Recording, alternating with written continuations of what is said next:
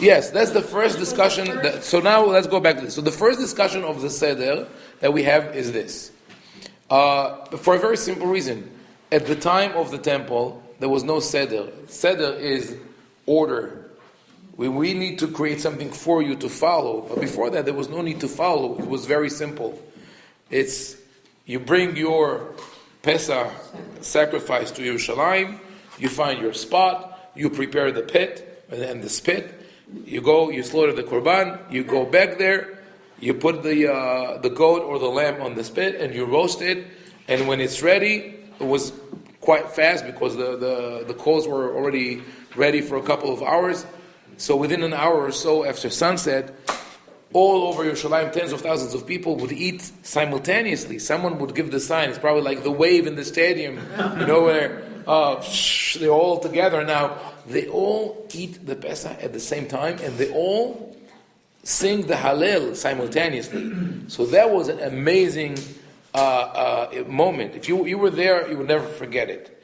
This is something that was unforgettable. You didn't need more than that. And when you sing the Hallel, what do you say? Betzet Yisrael mi Mitzrayim, Bet Yaakov me'am Loetz.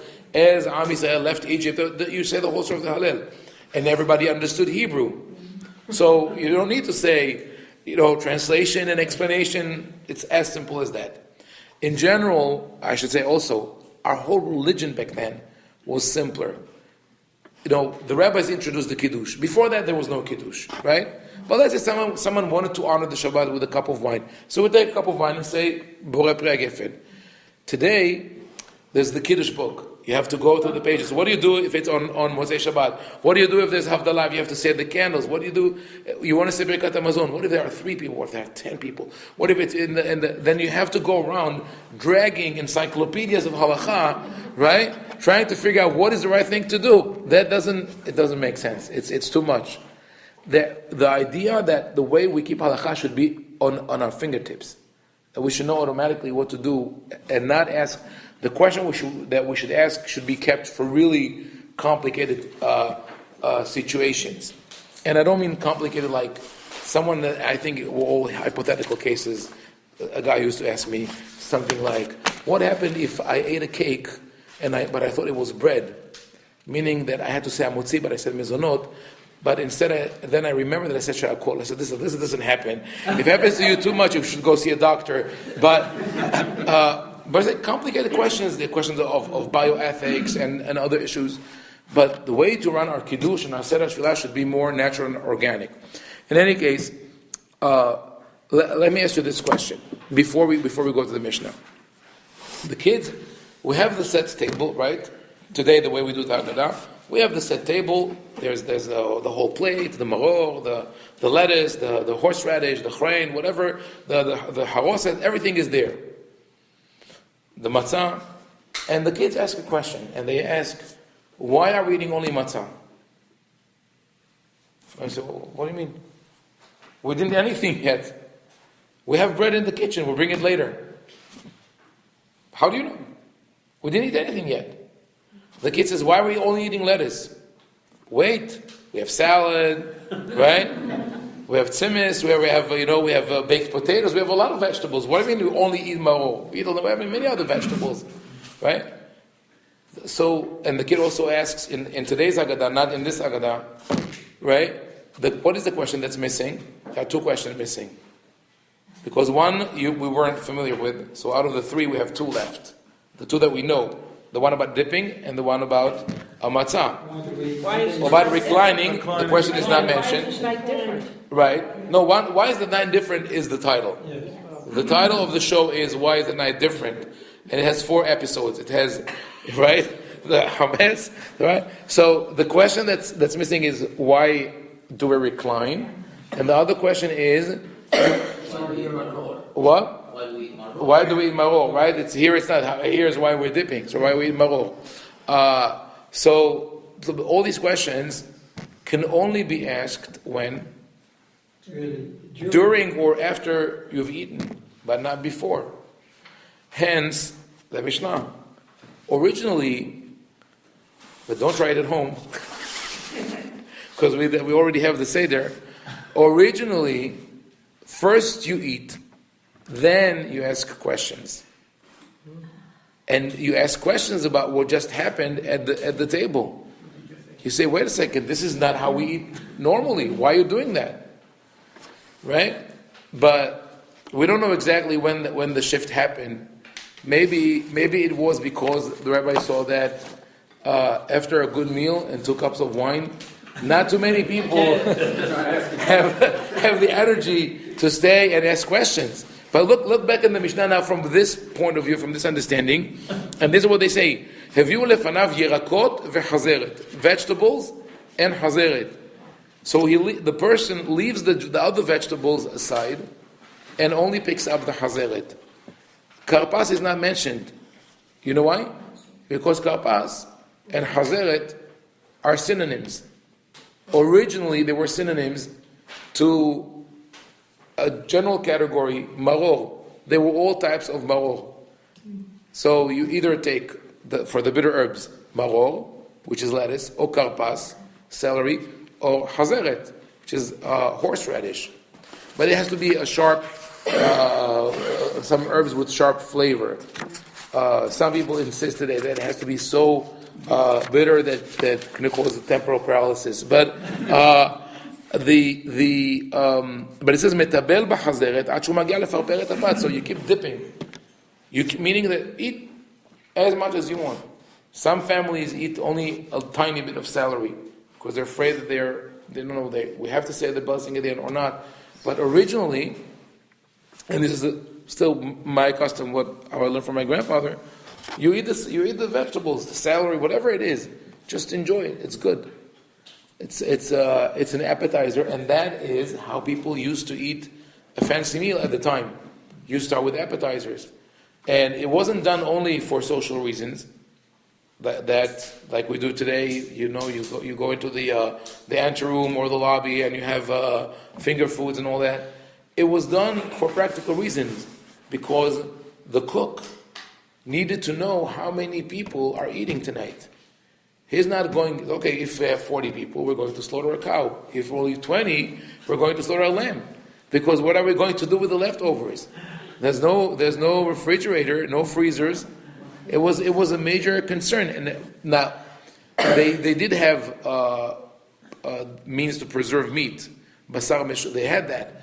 But in a fancy meal, people wanted to eat fresh, and they were very meticulous about that. And like Don said, those were Greek table manners, to the extent that in Jerusalem the custom was that when you invite people to a party or to a meal, you put a flag, sadin, like a white sheet on the door.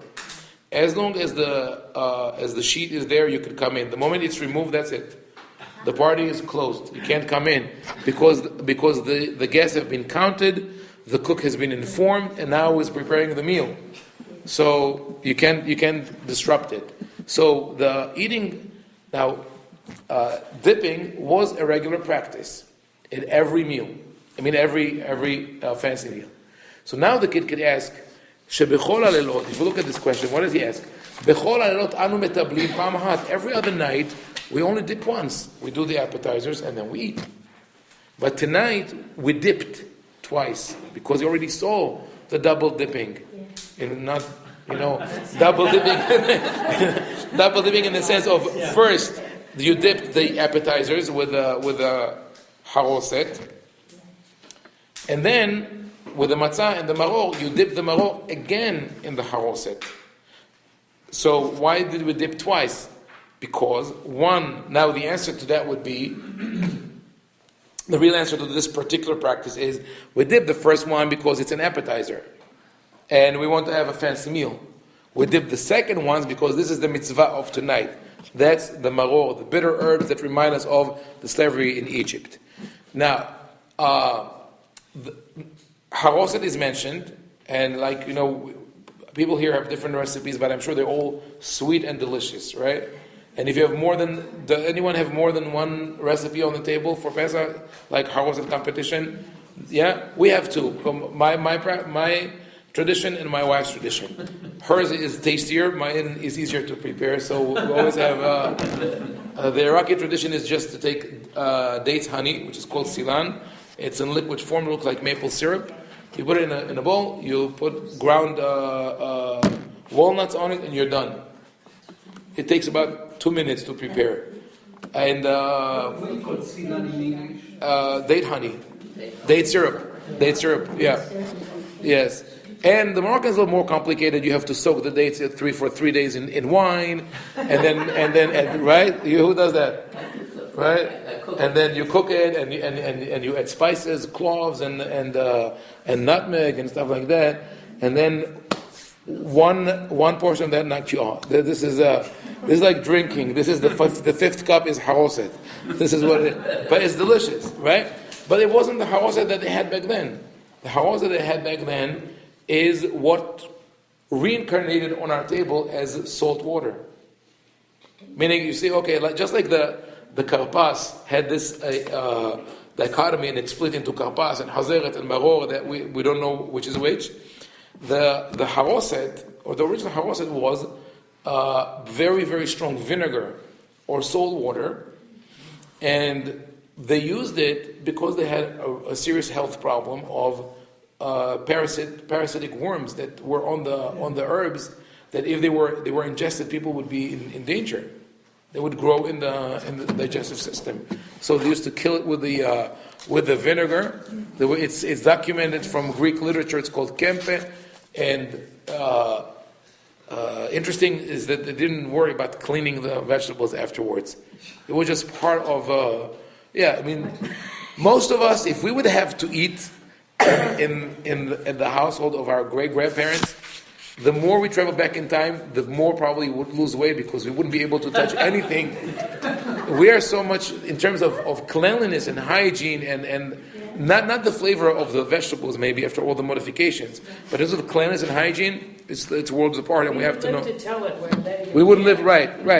Life expectancy wasn't wasn't the same. So here we look at line 4, and we see in page 2. I'm turning the page just to see the first question. That's the first question because it's the first thing that happened at the Seder table. The first thing you did, you dipped the celery or the hazeret or whatever it was, and the kid asked why. Why did we do it twice? Now, by the time this practice came to the Talmud, the text arrived from Israel to Babylonia. I'm talking now about the Babylonian Talmud.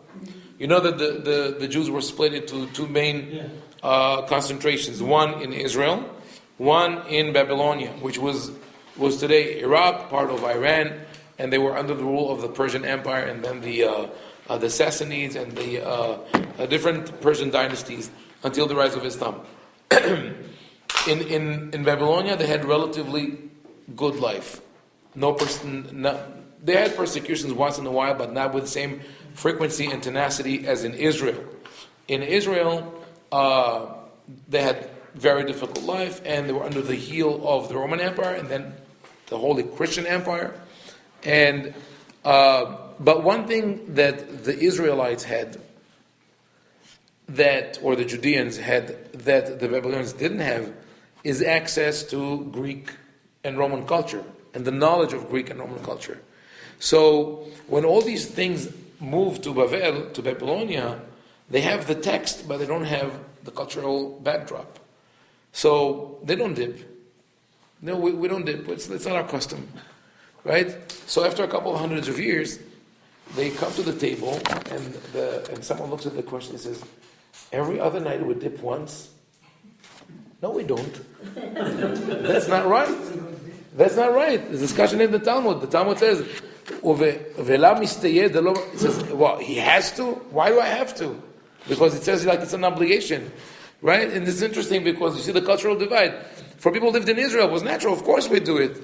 But for the Babylonians, what are you talking about? We never do that, right? He never has a second cup at home. Like they used to say that. So we never have this at home. So let's change it to שבכל הלילות אין אנו מטבלין אפילו פעם אחת. Cumbersome and difficult text to say. Longer than that. And tonight twice. Every other night we don't dip even once, and tonight we dip twice. But then the question really doesn't make sense. Because you don't have to say that I don't do it at all other nights. Just say, why are we dipping? Much simpler, right? Right? Let's say that every other night we don't eat matzah at all. So yes, why do we eat only matzah? But all other nights, I'm just going to say it as a side comment, people used to eat bread and matzah. You realize that when we say the question, some people had matzah year round. I don't know if you know, I know people who still, my uncle used to keep matzah and eat it all year round, so they're easier to store, they're fresh, right? Maybe that was from the time before there were so many additives in the bread that it became more a chemical than a nutrient, right? It's a Wonder Bread. I wonder what's saying it. So the question is cumbersome because originally that was the question. Every other night we dip once, tonight we dip twice. Then the second question that the child asks, because that's the next item that you eat. You eat matzah. So when you finish the meal and now you go to the Haggadah, now the child could really ask, where's the bread? Right? Usually we have also bread. Why didn't we have any bread? Then the third question comes in, that is, all other nights we eat roasted, stewed, or boiled meat, but tonight we only eat roasted meat. And like Don mentioned before, some people have the custom of not eating roast at all on Pesach, which is a custom that got a little out of hand. So I'm telling you here, if you want to eat roast, you're allowed to. The only restriction is not to eat a whole roasted lamb or goat. So if you're not doing it, if you're not doing the whole thing, right, which I don't know where you could get, so no problem with that. You could eat roast on Pesach. The custom, Why would you not? right? So the practice started because the way to bring the sacrifice at the temple was the whole thing. So the rabbi said, we don't want it to seem as if you are doing sacrifices outside the temple. But if you want to eat only the shank bone, right, you're good. You could do that. And that's the answer to your question, Helen. What with the egg? What with the shank bone? Turn the page back to page 1, and it says in line 3, you bring the matzah and the hazeret, which we know is the maror or the karpas, the same thing, and the haroset, which is the vinegar to protect you from health hazards. Ushnei tafshilim, and 2 types of food. What are the 2 foods? The shank bone and the egg. One is roast, one is cooked. One is a symbol of the korban. The other one is a symbol of the foods that accompany the korban. So now we go back to this question in line 6 in page 2.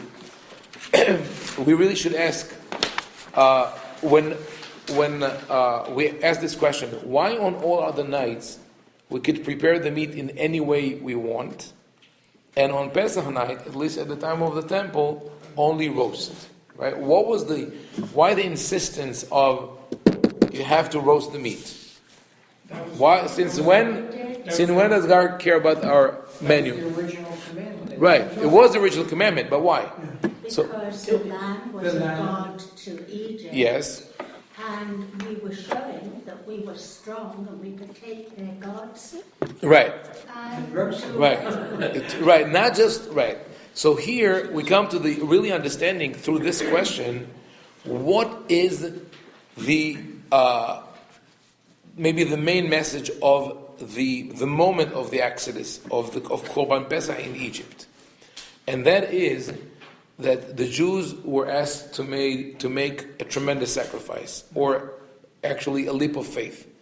They had to show now that they trust God, because up until now all they had to do is watch as God is smiting the Egyptians. That's it. Now Hashem tells them, I want you to go and provoke the Egyptians. Take the lamb and slaughter it. Show me you trust me, I'm going to take your ass. Exactly. Show me that you trust me, that I can protect you. Right? So the Jews said, okay, you don't leave us much choice, we'll do it. But they didn't. But they said, you know what? We have an idea. Maybe we should just eat raw meat. Steak tartare, it's really good. Right? Why would anyone say that? I mean, why would the Torah say don't eat raw meat? Because it occurred to them.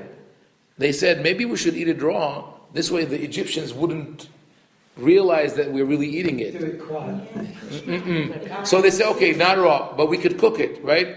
Cooking is not so powerful. Roast. Right? Roast it right wafts through the neighborhood. You could smell it. Like the whole, so if you could go to Egypt back then, the whole area, the Juderia, like the Jewish neighborhood was covered with a cloud of roast. Right? But now, even more than that, Hashem tells Bnei Israel, He says, it's not enough that you're making roast. Because if someone comes to your house, you say, I didn't do it, it's my neighbor next door. No, I want you to take the blood of that lamb and mark your doors. So marking the doors, I know the traditional interpretation is to say we trust God so the angel of death wouldn't come there. But according to the Torah, there's no angel of death. God comes through Egypt. What Hashem told the Israelites to do is this: you mark your door, you provoke the Egyptians, and you put neon signs saying, right, Jew that way, right? To the Jewish neighborhood, follow the signs, follow, right? Just like in the exit from the plane, if something happens, 2 lines of it will show exactly this is what we want you to do. And we want you to, Hashem wants you to have this trust, this faith in Him, that nothing will happen to you.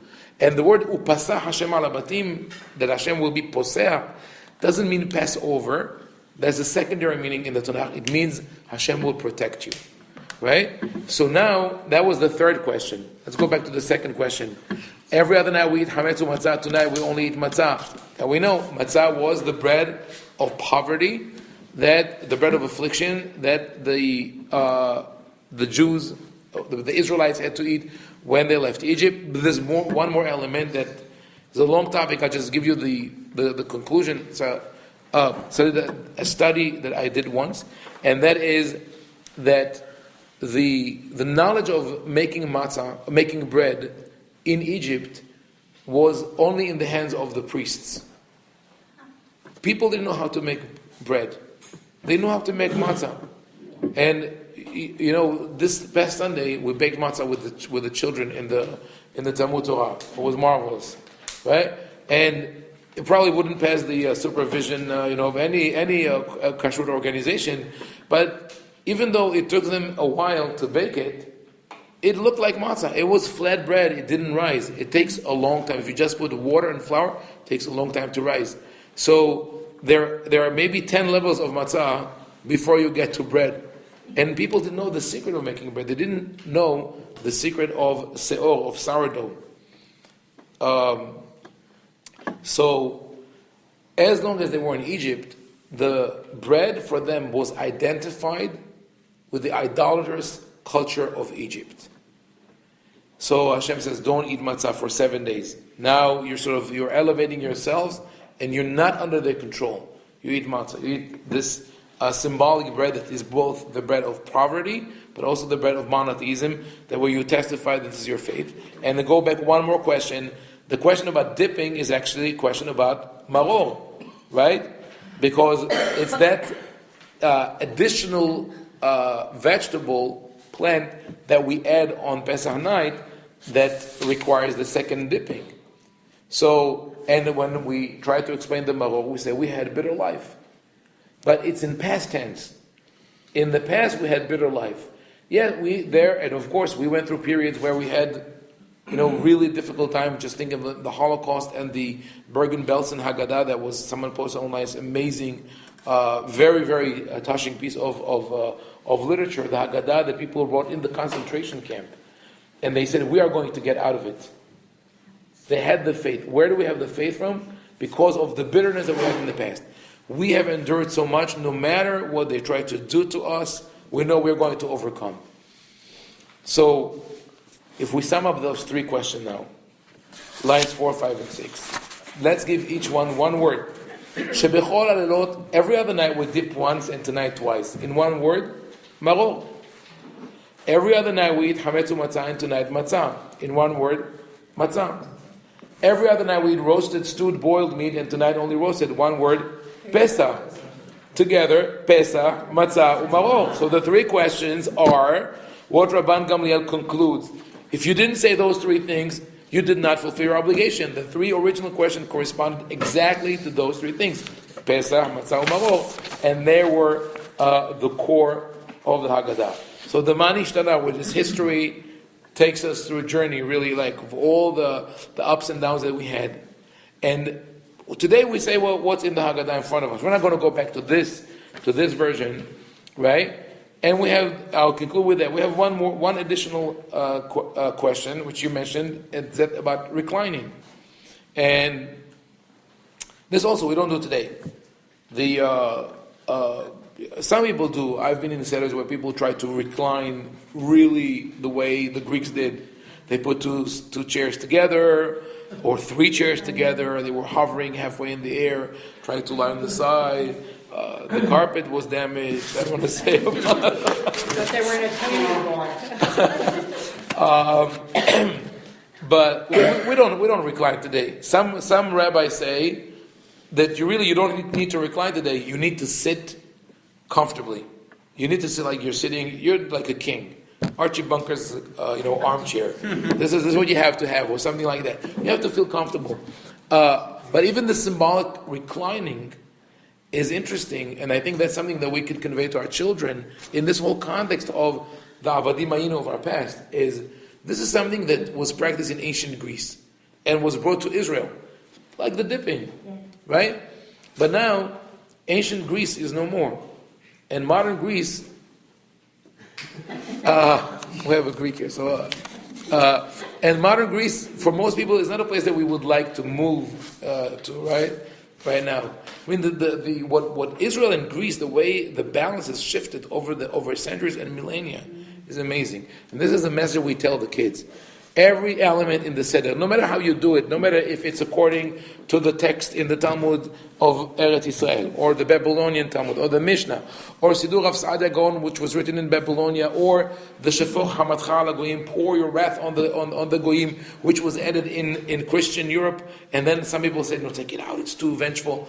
It doesn't matter. All these elements are relics from our history, a long, long journey that took thousands of years. And the fact that we carry with us this baggage from our past is what really builds our future. So when we say Nishtana, all this, we don't say Nishtana. First eat. Say the Haggadah, eat, and then time for discussions. I want to answer. Yes, questions. One thing you said, like the roast meat, but you said, obviously we don't eat, most people don't eat Yes. roast meat. So it's the shank bone. It's shank bone. You could eat it if you want. No, but that's the sacrifice. Yes, yeah, the symbol for Korban Also, Pesach. I was reading that's like the hand of God. Yeah, like all... That's what took us out. Right. So that shank bone, Is... the whole shtick with the blood. Yeah, that's why they use the word Zoah Netuya, the mighty hand of God. It's a But powerful symbol. right. So after what I said now, obviously what happens is that through our generations, each generation is coming and adds another symbolic meaning. So for the haroset, for example, is the mud. Some say that the salt water is a symbol of the tears, or the sweat, or whatever it is of the slaves. But I say no. We can take all these symbolism and we add a symbolism of our own in our generation, and to say today's haroset is sweet. The haroset of the past was very bitter or very sharp. And it tells us that with all the difficulties, everything that we went through, we are now in a much better shape than we were 100 years ago and 70 years ago, and that we would like to see this as a trajectory, that's where we're going. To emphasize the sweetness of the Haggadah and not the bitterness. Maybe it's about time. Yes, Shalom. Yes. My understanding is that, in fact, it has to be this way, that the Jews knew they were going out. The firstborn had already been killed. They were told to prepare and get out. So what is this? With the matzah? With the matzah. Right. It's a lot. It doesn't make any sense. You're right. They had to rush out. They only had 18. If they started making matzah, it would have been comments before they got In 18 minutes, right? Right.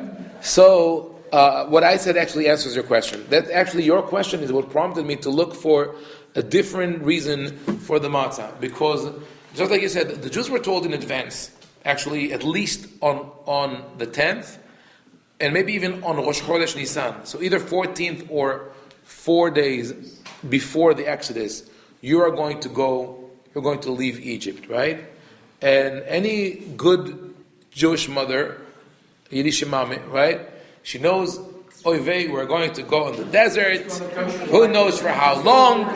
What are we going to eat? There's no kosher food. We have to get something. What are we going to eat, right? Oh yeah, bro. So what are we going to do, right? You need something to take with you. So they're going to pack bread, and they didn't do that. So that's the strange reason. Why didn't they do that? Because God told them not to do that. He says, you cannot eat bread, you're going to eat matzah. That's why they didn't do that. So here you have contradictory statements in the Torah. One pasuk, one verse says, you're going to leave on the 15th, get ready. Right? And the second verse says, don't eat bread, you have to eat matzah. And then we are being told that they ate matzah because they left in a hurry. This whole thing doesn't make sense. Right? No, it's not a fairy tale. It's a very clear, logical process. Yes.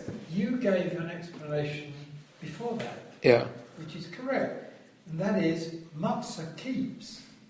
You couldn't keep bread. Right. in a long Bread spoils. But you said Right. only the priests make the bread. Right. You can keep for weeks. Right. So let me tell you, according to my theory, that the bread was provided by the Egyptian priests, and it's true that there was a culture. We know also from the figurines that the Egyptians buried where they're dead, that describe the process of making bread and making beer. That this was a commercial secret. I mean, it's not uncommon to have commercial secrets kept by clergy, right? Like the silkworm, was smuggled out of China by monks, and other events like that. So, what is the secret of making a bread? I mean, how do we make bread today? Yeast. Okay. Dry yeast, fresh yeast, right? Okay. Back then, people didn't have yeast. How would they make what was the leavening agent? Sourdough. Yeah. Sourdough. There was an interesting article in the New York Times about there's a new culture now in America of baking, and they speak about family that has the same sourdough that started in '76. They say no, every time you bake, right? It has a pungent odor, but it's now. But the secret is you have to know. Someone found it by mistake, probably, that the sourdough from your previous dough can help you with your next one. But if you don't know that, what you would do is this. What other people would do is this. You would put water and flour together and wait for it to rise. And then, let's say you did it in the morning, you would go about your business, you go to you go cultivate the fields, feed the animals, milk the cows, come back home, eat supper, go to sleep, get up in the morning, right? Daven, pray shaharit, go check on the dough, it didn't rise yet. It takes about 26 hours for flour and water to rise. Not 18 minutes. Not 18 minutes. 18 minutes is a misunderstanding. It was originally the way the Talmud phrased it, so probably around 3-4 hours, and that is without kneading. But we don't have to worry because all the factories already do it for us. 18 minutes and we're done. Symbolic. It's high. Yes. Yeah. Nobody would want to do it. Nobody would want to do it for in 440 minutes, which is the equivalent of met. Right? We don't want that. We want high. So, by any case, it doesn't become hametz so fast. So most people, especially slaves in Egypt, that when they have an opportunity to make bread, okay, run the dough, bake it, we have to eat. They never had bread. So when they needed bread, they would go was a special occasion, like they say later on. We remember Egypt, when we ate bread until we were full, we were satisfied. Right? That was back then, because they would get it from the Egyptians. So when they left Egypt, they couldn't go to the Egyptians and say, hey, we need to stock on bread because we're leaving. They cannot do that.